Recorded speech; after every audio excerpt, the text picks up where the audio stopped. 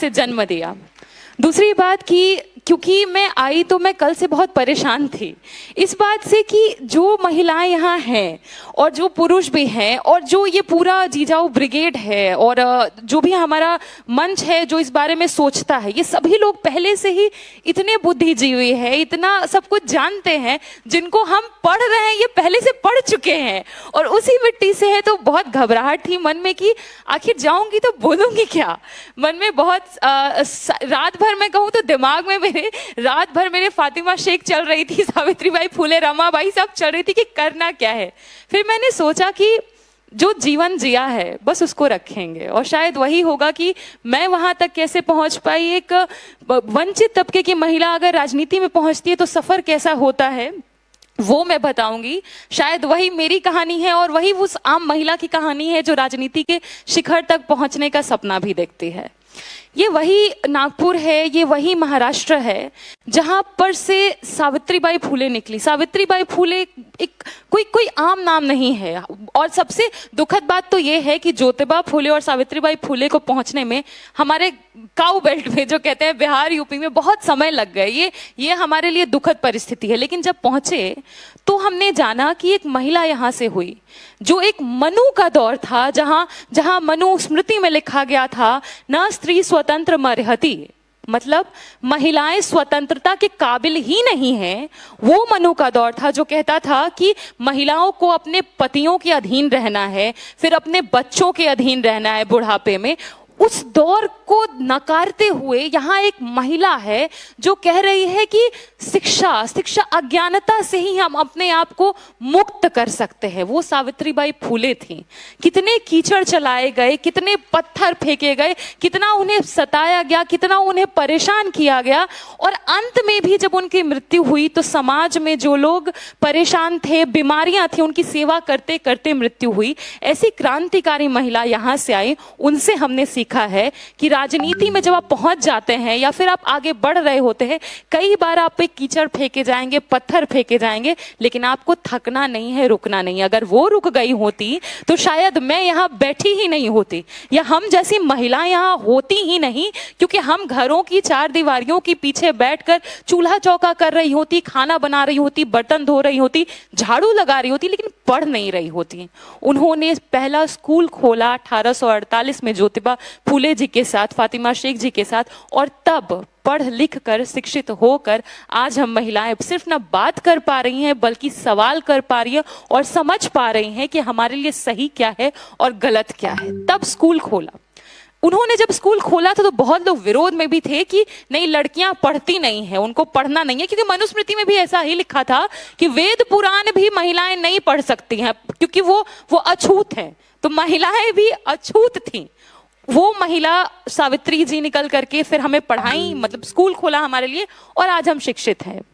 वही महाराष्ट्र है ये, वही नागपुर है जहां से बाबा साहब ने दीक्षा ली और यहाँ से जो उन्होंने शिक्षा हासिल की, बाहर गए, बाहर विदेशों में भी पढ़े, फिर यहाँ आए और यहाँ से दीक्षा लेने के बाद हमने उनसे क्या सीखा। ये देखा कि एक व्यक्ति है जो महिलाओं के लिए लड़ रहा है। कई बार बाबा साहब को समेटने की कोशिश की जाती है कि वो दलितों के नायक है। मैंने कई बार देखा है आरएसएस के लोग जानबूझ के ये एजेंडा फैलाते हैं कि वो दलितों के लीडर है। नहीं, बाबा साहब पूरे देश के लीडर है, उनसे बड़ा लीडर कोई नहीं हुआ है। और जिस बाबा साहब जिन्होंने जिस तरीके से लड़ाई लड़ी, आपको याद होगा कि हिंदू कोड बिल के लिए उन्होंने कितने संघर्ष किए। ये आरएसएस वाले उनके पुतले जला रहे थे दिल्ली में क्योंकि बाबा साहब हमें संपत्ति का अधिकार देना चाहते थे, हमें बच्चा अडॉप्ट करने का अधिकार देना चाहते थे, हमें इंडिपेंडेंट रहने का अधिकार देना चाहते थे। और ये वही बाबा साहब थे जब पूरे विश्व में भी कहीं भी देश आजाद हो रहे थे तो मैक्सिमम जितने देश थे उन देशों में देश आजाद होते ही महिलाओं को वोटिंग के अधिकार नहीं मिल गए। लेकिन इस भारत में बाबा साहब ने इंश्योर किया कि जिस दिन देश आजाद होगा उसी दिन महिलाओं को वोटिंग का अधिकार मिलेगा। हमें वोटिंग का अधिकार मिला और हम सरकार चुन भी सकते हैं, सरकार गिरा भी सकते हैं और सरकार में हो भी सकते हैं। लेकिन बाबा साहब जिस तरीके से इतना उन्होंने हिंदू कोड बिल की लड़ाइयां लड़ी, हम लोगों को अधिकार दिलाए, फिर जब हम आगे की ओर बढ़ते हैं, फिर भी मतलब 90s में अगर मैं आपको लेकर के चलूं तो एक लीडर होती हैं हमारी बहन मायावती जी, जिनका मन से दिल से मैं बहुत सम्मान करती हूँ, वो उस तबके से निकल करके आए जो समाज की सबसे आखिरी वंचित पीढ़ी है। मतलब कि कोई सोच भी नहीं सकता उस समाज के पुरुष को इतना द्वेष के नजर से देखा जाता है, उसको कहा जाता है निकलो तुम अछूत हो, तुम्हारी छाया से भी हमें दिक्कत है। वहां से वो महिला निकल करके आई और जब वो अंदर कदम रख रही थी ना, जब वो अंदर विधानसभा में जा रही थी, सारे मर्द खड़े थे। ये तस्वीर हम महिलाओं के लिए सबसे पावरफुल तस्वीर है कि जब महिलाएं राजनीति में आती हैं, अपनी भागीदारी मांगती हैं और सुनिश्चित करती हैं कि जो हमारा हिस्सा है हम वो लेंगे, तो ऐसे बदलाव हमें देखने को मिलते हैं। लेकिन उसी समय में भी एक और महिला हुई, मुझे नहीं मालूम आप लोग कितना उनको जानते होंगे, पर नॉर्दर्न बेल्ट में हम उनको सबसे क्रांतिकारी महिला के तौर पर जानते हैं। उनका नाम है फूलन देवी। फूलन देवी जी ने जो लड़ाई लड़ी, उनको कई बार कई हकारत की नजर से देखा गया, कई बार निगेटिव तरीके से उनकी स्टीरियोटाइपिंग की गई, ये कहा गया डकैत थी। नहीं, वो एक क्रांतिकारी महिला थी जो जब सदन में पहुंची तो पता है वो बाहर भी जब जाती थी कई बार उनको कहा गया अरे देखो देखो डकैत आ गया। वो हमेशा कहा करती थी कि जो मेरे साथ हुआ वो इसलिए वो उसका कारण क्या था, सिर्फ गरीब होना कारण नहीं था, मैं पिछड़े तबके की महिला थी इसलिए वो मेरे साथ हुआ। इसलिए इस देश में जो हम महिलाएं हैं जो यहाँ बैठी हुई हैं, हम सिर्फ लैंगिक आधार पर, सिर्फ महिला होने के नाते द्वेष नहीं झेलते, महिला होने के नाते सिर्फ हम डिफरेंसेस नहीं झेलते, डिस्क्रिमिनेशन भेदभाव नहीं झेलते, हम जाति के आधार पर भी झेलते हैं। जो दलित पिछड़ी महिलाएं हैं, हम जब पैदा होते, मतलब इस देश में, ये पुरुष प्रधान देश है, सभी को मालूम है, कुछ नया नहीं बोल रही हूँ, लेकिन इस देश में जब मर्द पैदा होते तो क्या सिर्फ मर्दों की जाति होती है, महिलाओं की जाति नहीं होती है क्या? मैं खुद अगर मैं अपनी बात करूं, मैं जिस हॉस्टल में, मैं जेएनयू में हूं, मैं हॉस्टल की प्रेसिडेंट थी, तो हमारे पास सारे स्टूडेंट्स के लिस्ट आते थे कि कौन किस कम्युनिटी से है, कहाँ से है, वो होती थी। मैंने एक दिन लिस्ट देखा, हम लोग 320-330 के अराउंड छात्राएं थी उसमें। अब यकीन नहीं करेंगे, 320-330 छात्राओं में कम से कम minimum 260 women were from upper caste, और बाकी 60-70 में जो 90% देश की आबादी है वो सिमट गई थी। तो जो लड़ाई हम राजनीति की बात करते हैं वो कहाँ से शुरू होती है? वो शिक्षा से शुरू होती है। अगर हम शिक्षित नहीं होंगे, संगठित नहीं होंगे, तो हम लड़ाई भी नहीं लड़ सकते हैं। और इसीलिए मैं जब भी राजनीति की बात करती हूँ, मैं यूनिवर्सिटी की बात करती हूँ। मैं खुद अगर यूनिवर्सिटी नहीं पहुंची होती, शिक्षा के संस्थान नहीं पहुंची होती, तो शायद मैं यहाँ मौजूद नहीं होती, आप लोग के बीच नहीं होती, बात नहीं रख रही होती। तो सबसे पहले हमारा फोकस इस बात पे होना चाहिए कि हमारी घर की महिलाएं कितना पढ़ेंगी, कितना आगे जाएंगी, यूनिवर्सिटी तक पहुंचेंगी। क्योंकि आप देखिए, आज भी अगर हम शिक्षा ले रहे हैं घर परिवार में, हम आम घरों के लोग हैं, आप आम घर के ही बातों को देखिए और समझिए। क्या आम घर में कभी भी ऐसा होता है कि किसी भी बेटी को यह कह दिया जाएगा कि अगर हम बहुत प्रोग्रेसिव हैं और अगर हम लिबरल हैं और हम शिक्षित हैं, तो हम ये कहते हैं कि हमारे घर की बेटी डॉक्टर बनेगी, इंजीनियर बनेगी, पायलट बनेगी, स्पेस में भी जाएगी, लेकिन राजनीति में जाएगी, ये कहते हुए बड़ा अचंभित सा लगता है। कोई पिता कहता होगा बेटी को कि बेटी तुम जाओ, तुम एमएलए बनोगी, तुम सांसद बनोगी। ये बहुत मुश्किल है, क्योंकि शायद उनको भी ऐसा लगता है कि राजनीति महिलाओं के लिए नहीं है। इस डेफिनेशन को हमको बदलना है। इसलिए जो महिलाएं राजनीति में आती हैं, उनको एक सहयोग की और समर्थन की भी जरूरत होती है, क्योंकि जो मनुवाद से निकले हुए लोग हैं, जो मनुवाद में अभी भी यकीन करते हैं, जो जाति व्यवस्था में यकीन करते हैं, वो कहीं भी कभी भी इस बात को मानेंगे ही नहीं कि दलित बहुजन महिलाएं, खासतौर पर पिछड़ी दलित, आदिवासी, मुस्लिम महिलाएं राजनीति में आएंगी और उनको चैलेंज करेंगी। इसीलिए मैं जब शुरू में मीडिया में गई तो पहले ही दिन मनोबल तोड़ने के लिए मुझे ये कहा गया, मैडम आप फाउंडेशन क्यों नहीं लगाती हैं? पहले ही दिन ये कहा गया, ताकि मेरा मनोबल तोड़ दिया जाए कि देखो तुम देखने में अच्छी नहीं हो, तुम बोलोगी क्या। पर इन चीजों से हमको लड़ना होगा और लड़ के ही हम आगे बढ़ सकते हैं। मैंने कहा कि मेरी सुंदरता मेरे चेहरे और मेरे फाउंडेशन या मेरे स्किन के रंग से नहीं होगी, त्वचा के रंग से नहीं, वो विचारों से होगी। तो वो पहला दिन था जब मैंने ठान लिया था कि इनका ये जो किला है, जो ये ब्राह्मणवादी किला है, इसको तो भेदना है। क्योंकि मैं जब भीतर गई, दूसरे तीसरे दिन जब मैं स्टूडियो में गई, वहां पे बाथरूम में जो महिला थी वो हमको बोल रही है कि दीदी आपको सुनते हैं तो बहुत अच्छा लगता है। तो मुझे उस महिला के लिए खड़ा होना है। इसलिए जो लोग मुझे ये कह रहे हैं कि आप फाउंडेशन लगा लीजिए, उनसे तो हम लोगों को नहीं डरना है। अभी लगातार ये हुआ कि मैं पिछले दिसंबर में ही मैंने मनुस्मृति की जो प्रतियां थी जिसमें ये लिखा हुआ था कि महिलाएं स्वतंत्रता के काबिल नहीं है, जो शूद्र हैं, जो ओबीसी हैं वो जानवर हैं, जो महिलाएं पीरियड्स में होती हैं वो अछूत होती हैं, वो मंदिरों में नहीं जा सकती। मैंने उनकी प्रतियों को फाड़ा था, वो सिंबॉलिक था। मैंने ये कहा था कि हम उस चीज में यकीन नहीं कर सकते क्योंकि हम जिस देश में रहते हैं वो संविधान से चलता है, और जिस देश में संविधान लागू है उस देश में मनुस्मृति की कोई जगह नहीं। मैंने उसको फाड़ा। उसके बाद क्या हुआ कि पूरा के पूरे वो लोग जो जातिवादी हैं, सामंती हैं, जो मानते हैं कि लोग कुछ जाति में पैदा हो गए इसलिए वो पिछड़े हैं, वो कुछ जाति में पैदा हो गए उच्च हैं, वो उच्च मानने वाले लोग मेरे खिलाफ बहुत सारे गंदी गंदी गालियां दे रहे थे, ट्रोल कर रहे थे। और वो जो अभी हाल फिलहाल में भी हुआ, लगातार ट्रोलिंग कर रहे हैं। आप खुद सोचिए वो ट्रोलिंग क्यों करते हैं?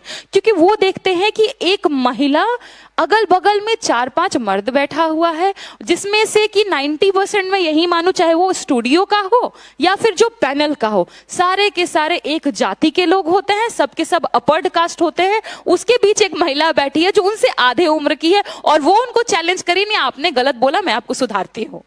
तो ये उनको खटकता है। उनको लगता है कि सुधारने का, ज्ञान देने का, लेक्चर देने का अधिकार तो मेरा था, मेरा आधिपत्य था, ये कैसे बोल रही है? तो उनको खटकता है। इसलिए वो सिर्फ बैन करने पे नहीं आए हमें, वो सिर्फ बैन नहीं करना चाहते, वो चाहते थे कि वो आवाज जो यहाँ आई है उसको बंद करा दिया जाए।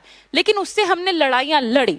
लड़ाइयां इस बात से भी लड़ी कि जब हम बाबा साहेब का नाम लेते हैं, हम सावित्रीबाई फूले का नाम लेते हैं, हम शाहू जी महाराज का नाम लेते हैं, तो ये कहा जाता है कि ये नीलचट्टी है, कि नीले रंग से दिक्कत है। वो कहते हैं कि ये भीमटी है क्योंकि ये भीम पे यकीन करती है। तो उनको एक क्लियर कट मैसेज हमको देना है कि हाँ, हम भीम के लोग हैं, हम शाहू जी महाराज के लोग हैं, और हम वो लोग हैं जो समता मूलक समाज बनाने का न सिर्फ सपना देखते हैं, उसको साकार करने के लिए हर संभव प्रयास करेंगे और लड़ाइयां जारी रखेंगे। इसलिए जितना कीचड़ और पत्थर आपने सावित्रीबाई फूले पे फेंका, जितना आपने मानसिक शारीरिक उत्पीड़न फूलन माँ के साथ किया, उस उत्पीड़न से जब वो लड़ी, वो आगे बढ़ी, तो हम तो नहीं हार मानेंगे। और आज आप देख लीजिए, जब हम लोग राजनीति में आए तो मैं अक्सर देखती हूँ सिर्फ स्टूडियो की बात नहीं है, आप टीवी में बैठते हैं, सिर्फ उसकी बात नहीं है। आप देख लीजिए ना, पार्लियामेंट, अपना संसद देख लीजिए, उसमें कितनी महिलाएं चुन के गई। 543 सीट है, 543 में मात्र 74, मतलब 543 में मात्र 74 महिलाएं हैं जो लोकसभा पहुंच पाए। आधी आबादी है हम, आधा भी नहीं मिला। और उसमें भी आप सोच लीजिए कि आप, इतना बड़ा है महाराष्ट्र से भी मात्र 7 महिलाएं पहुंच पाई हैं, मात्र 7। पर अब फिर महिलाओं में भी आप देखिए कि कौन सी महिलाएं पहुंची, तो उन 74 महिलाओं में मुश्किल से बामुश्किल 20 से 25, फ्रॉम 20 to 25 जो वुमेन है वो SC ST OBC हैं। वहां पर भी वो महिलाएं नहीं हैं जो 90% पॉपुलेशन का हिस्सा है। वो महिलाएं जो सब्जियां उगाती हैं, जो खेतों खलिहानों में हैं, जो गोबर से थपेले लगा रही हैं, जो मछली बेच रही हैं, जो फलों के दुकान पर हैं, जो फूलमाला बना रही हैं, वो महिलाएं कहाँ हैं? वो महिलाएं तो वहां तक पहुंच भी नहीं पा रही, ना उनके सपने पहुंच पा रहे हैं। आप खुद सोचिए, अगर अभी प्रोफेसर शरद भावेस्कर यहाँ बैठे हुए थे, वो पेरिस के बारे में बात करेंगे, बहुत मतलब उनके लिए बहुत नॉर्मल होगा। पर आप सोचिए कि जो महिला नाले में है या जो महिला माला बना रही है, जो खेती किसानी कर रही है, उसको पता भी है कि पेरिस क्या होगा, या उनके सपने में भी आएगा कि पेरिस क्या होगा। तो यह हमारा प्रिविलेज है कि हम JNU जैसी यूनिवर्सिटी तक पहुंचे, वहां पढ़ पा रहे हैं, पढ़ा पा रहे हैं, और देश में कुछ ऐसा कंट्रीब्यूट कर पा रहे हैं जो एक आम नागरिक का कर्तव्य होता है। तो ये जो सपना है, पेरिस का सपना, ये सपना समता मूलक समाज का सपना, ये सपना कि मेरे घर की बेटी भी आगे चल के देश की प्रधानमंत्री हो सकती है, ये सपने को सच करने के लिए पहले बेटियों को राजनीति में लाना पड़ेगा, तभी ये सपना साकार हो पाएगा। दूसरी बात मैं क्योंकि जर्मन विभाग से हूं, एक महिलावादी लेखिका है सिमोन दे बोवेर, उन्होंने कहा था कि die Frau die keine Angst vor den Männern hat, macht marked angst, इसका मतलब है कि उन महिलाओं को जिनको पुरुषों से कोई डर नहीं होता है, जिनको मर्दों से कोई डर नहीं लगता है, वो मर्दों को डराती हैं। तो यही बात है कि हम महिलाएं, क्योंकि मैं इसलिए इस कथन का उपयोग किया है, बगल में इसी नागपुर में संघ का हेडक्वार्टर भी है। ये वो संघ है जो खुद को राष्ट्रवादी तो कहता है, लेकिन वो जो हाफ चड्डी है वो लेके आता है बाहर से, इटली से, मसोलनी से, हिटलर से। ये खुद को राष्ट्र का बताते हैं, लेकिन महिलाओं को उसमें हिस्सेदारी नहीं देते हैं। जो उनके उच्च पदों पर बैठे होते हैं, सारे के सारे ब्राह्मण, उसमें भी एक दो जो गोत्र के हैं वही जाते हैं, करहड़े करवड़े ब्राह्मण बोलते हैं शायद, और एक चितपावन होते हैं, ये जाते हैं। महिलाएं नहीं जाती हैं। पता है आपको क्यों? क्योंकि ये मानते हैं कि महिलाएं स्वतंत्रता के काबिल ही नहीं है। इनका मानना है कि महिलाएं घर के बाहर ही नहीं निकल सकती, राजनीति तो बहुत दूर की बात है। इसलिए उन्होंने अपने संगठन में उनको जगह तक नहीं दी है। इसलिए जब मैंने जिजाऊ ब्रिगेड का नाम सुना, नाम जिजाऊ उसमें भी ब्रिगेड, मुझे लगा कि कितना खौफ पैदा करती होंगी ये महिलाएं उनके लिए। मैं नाम देख के ही बहुत खुश थी। और जब मैं क्योंकि मैं नॉर्दर्न बेल्ट से आती हूँ, वहां पर आप देखते हैं कि जातियों, सिर्फ वहीं नहीं, इनफैक्ट पूरे देश में जातियों के आधार पर भेदभाव होता है। और जातियां पता कैसे करते हैं? उपनाम से। मतलब जो नाम के पीछे लगा होता है उपनाम। जैसे कि वहां पे हमारे यहाँ द्विवेदी होंगे, त्रिवेदी होंगे, चतुर्वेदी, मतलब जिन्होंने जितना ज्यादा वेद पढ़ लिया, तो द्विवेदी, त्रिवेदी, चतुर्वेदी, त्रिपाठी, मिश्रा, जितने भी ये लोग होंगे, ये अपने आप को बहुत उच्च मानते हैं। और जितने भी लोग, मान लीजिए महतो हैं, पासी, पासवान, दुसाद, जितने भी हैं, या फिर माली हो गए, कुंबी हो गए, इन सबको वो नीच मानते हैं, हीन मानते हैं। मैं ये जिक्र इसलिए कर रही हूं क्योंकि ये जो जाति व्यवस्था है वो वहां लोगों को बांट रही है उपनाम से। और जैसे ही मैं यहाँ कदम रखती हूँ, मेरे बगल में संतोष भाव बैठे थे, मैंने उनसे पूछा, सब महिलाओं के नाम में शिवमती जुड़ा हुआ है, पुरुषों को शिवश्री बोल रहे हैं, ये क्यों? तो बोले कि जो शिवाजी में विश्वास रखते हैं वो लोग हैं। तो मैंने सोचा कि हमारे तरफ नाम में उपनाम जोड़ के समाज को तोड़ रहे हैं, और यहाँ सकीना जी भी जो है अंसारी समुदाय से, उनके नाम में भी शिवमती लगाकर, सभी महिलाओं के नाम में शिवमती लगाकर हम उनको जोड़ रहे हैं। ये फर्क है जो मैंने यहाँ महसूस किया कि हम उपनाम लगा के तोड़ते हैं, ये नाम में शिवमती और शिवश्री लगा के हमको समाज को जोड़ रहे हैं। इसी जोड़ने का जो तरीका है मैंने यहाँ सीखा। सोचिए एक दिन में मैं इतना कुछ सीख पाई। मैं इसीलिए मैंने शुरू में ही कहा कि मुझे मराठी नहीं आती, और ये मेरी गलती भी है कि मुझे आने से पहले सीखना भी था। 6-7 भाषाएं सीख गई हूँ, कोशिश करूंगी इसको भी सीख जाऊं और अगले बार आऊं तो मराठी में आपसे बात करूं। क्योंकि जब एक दिन में इतना कुछ सीखा है तो मराठी साहित्य से इतना कुछ है बाहर। किताबें देखकर मुझे भी अभी जस्ट एक किताब मिली है, इसका नाम गोंडवन पेटले आहे है। मैंने पूछा पेटले क्या है, तो बोले क्रांति जैसा कुछ। मुझे लगा कि किताब मिली और मैं इसको पढ़ ना पाऊं तो ये कितना अनफॉर्चुनेट होगा।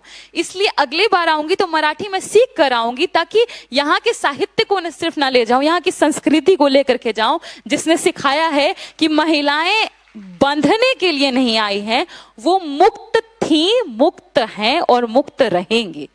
बात इतनी है कि जब हम राजनीति में महिलाओं के वर्चस्व की बात करते, भूमिका की बात करते, तो हमको ये भी समझना होगा कि आखिर राजनीति में महिलाओं की जरूरत क्या है। मैं रास्ते से आ रही थी, गाड़ी से आ रही थी, जब नागपुर से चंद्रपुर के बीच में कहीं भी, मतलब मुश्किल कम से कम मुझे 1-2 किलोमीटर छोड़िए 20-20 किलोमीटर तक महिलाओं के लिए वॉशरूम्स नहीं दिख रहे थे, बाथरूम।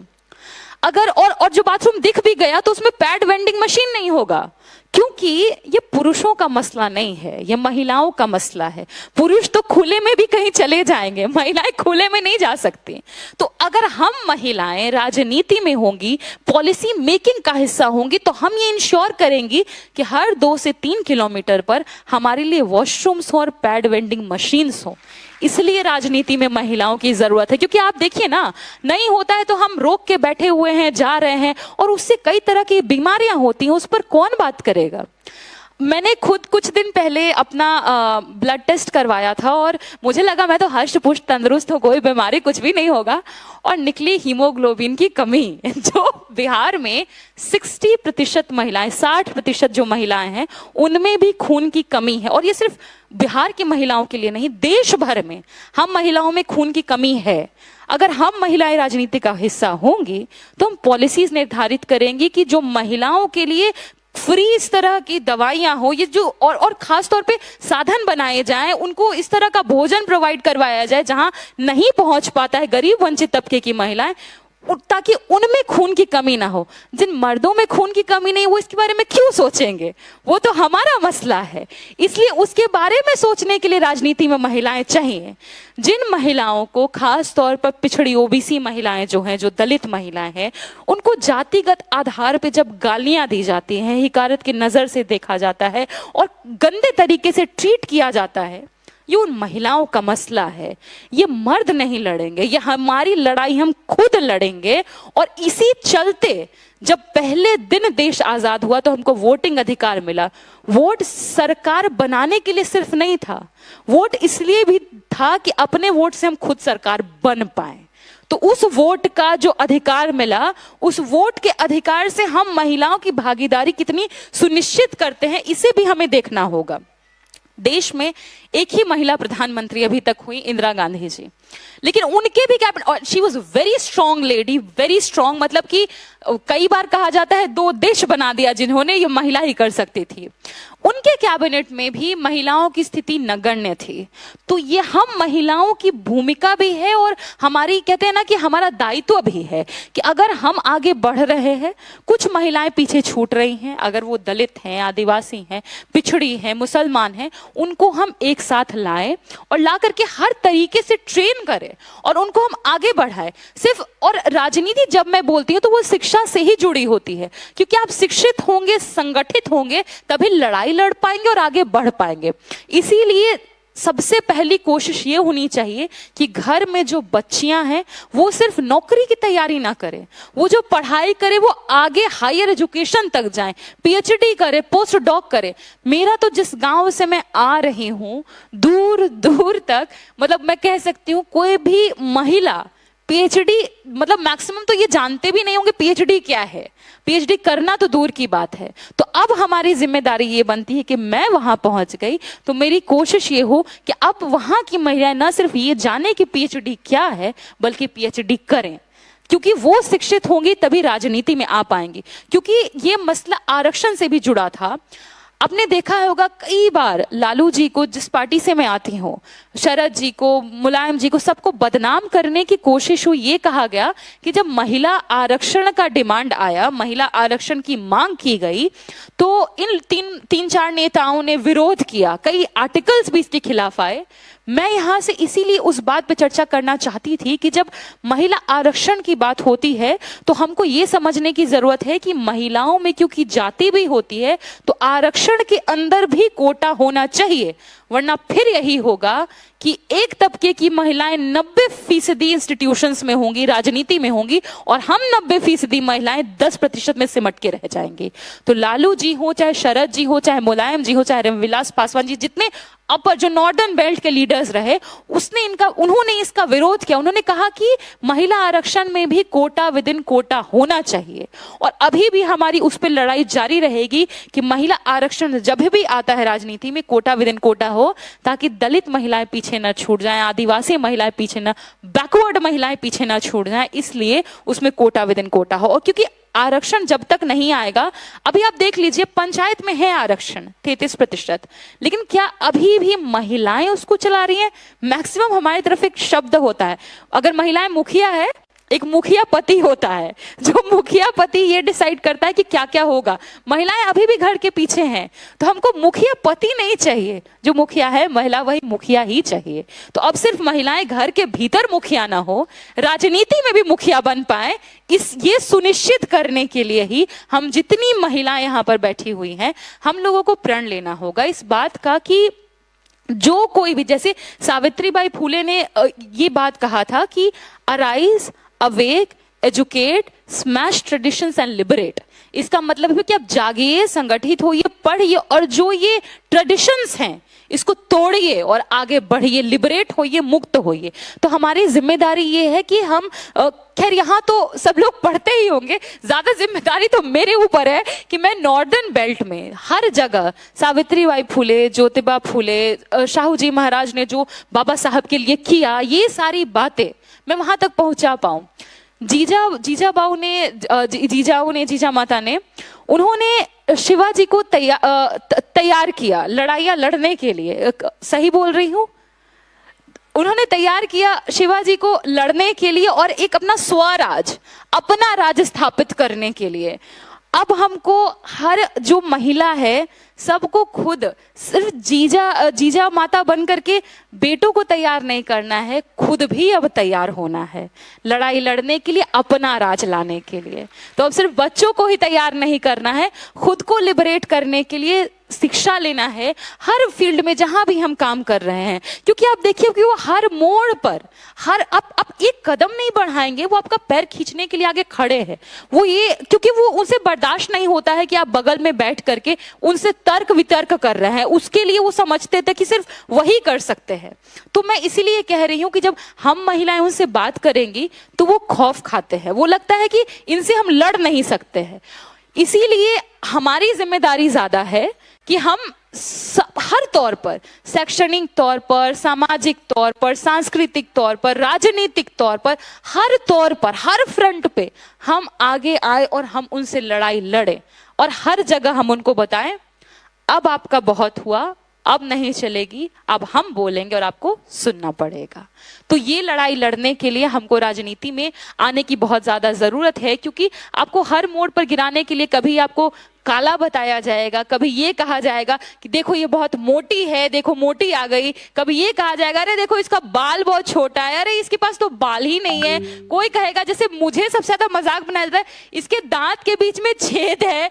हर तरीके से वो आपको तोड़ने की कोशिश करेंगे। पर अगर आपको आपको हर मौके पर एक ही बात सोचनी है कि जिस समय सावित्री माता पर, फातिमा शेख पर पत्थर चलाया गया, उन पर उनका गोबर फेंके गए, अगर वो रुक गई होती तो क्या हम यहाँ होते? इसलिए हमको वो सोचते हुए, उनकी हिम्मत से ताकत लेते हुए आगे बढ़ना है और हर लड़ाई को हर तरीके से लड़ना है। चाहे कितनी भी फब्तियां कसी जाए, कितना भी ट्रोल किया जाए, कितना भी आपको ये कहा जाए तुम किसी लायक नहीं हो, तो हमें उस वक्त ये कहना है कि आप कोई नहीं होते हैं ये बताने वाले कि मैं किस लायक हूं या मैं किस काबिल हूं। ये मैं खुद चुनूंगी, ये मैं खुद तय करूंगी कि मैं कितनी काबिल हूं और मैं कितना आगे बढ़ सकती हूं। मेरी फेवरेट पेंटर है फ्रीदा कालो। उनका एक्सीडेंट हुआ था और उनके शरीर की लगभग सारी हड्डियां टूट गई थी। उनसे कहा गया कि अब तो ये उठ के भी नहीं, चल भी नहीं पाएगी। उन्होंने कहा कि मतलब उनके पास विचार थे, वो मुक्त महिला थी। उन्होंने कहा कि who needs feet to walk when you have wings to fly. हम महिलाएं हैं, हमारे पास ऑलरेडी विंग्स हैं उड़ने के लिए, हमारे पास पूरा आसमान है उड़ने के लिए। तो हम तो उनको नहीं बताने देंगे कि आप डिसाइड करिएगा कि हमको पैर अंदर रखना है, चादर बहुत छोटी है, सब कुछ बड़ा करना पड़ेगा, क्योंकि हमारी इच्छाएं, आकांक्षाएं, महत्वाकांक्षाएं बड़ी हैं और वो समानता की आकांक्षाएं, महत्वाकांक्षाएं हैं। हम क्या मांग रहे हैं? हम थोड़ी कह रहे हैं कि हम सारा कुछ छीन लेना चाहते हैं। हम तो बस इतना कह रहे हैं कि जो हमारा अधिकार है हमको दे दीजिए। बस इतने की लड़ाई है, अधिकार की लड़ाई है। और हम ये भी नहीं कह रहे हैं कि सब कुछ पलट दो और घर में सारे मर्द। बहुत मैं अपनी बातों को एक कहानी से अंत करना चाहती थी कि मेरे एक दोस्त है, मैं उनके एक दोस्त से मिली, उनके घर गई थी और वो अपर्ड कास्ट से आते हैं। और उनके घर में जो महिला थी, उन्होंने एक बात मुझसे बोली कि मुझे लालू यादव पसंद नहीं। तो मुझे लगा ठीक है, पूछते हैं क्या कारण है। मैंने बोला किस लिए पसंद नहीं है? उसने बोला कि लालू यादव के आने से दलित पिछड़ा सबका और महिला सबका बहुत मन बढ़ गया था।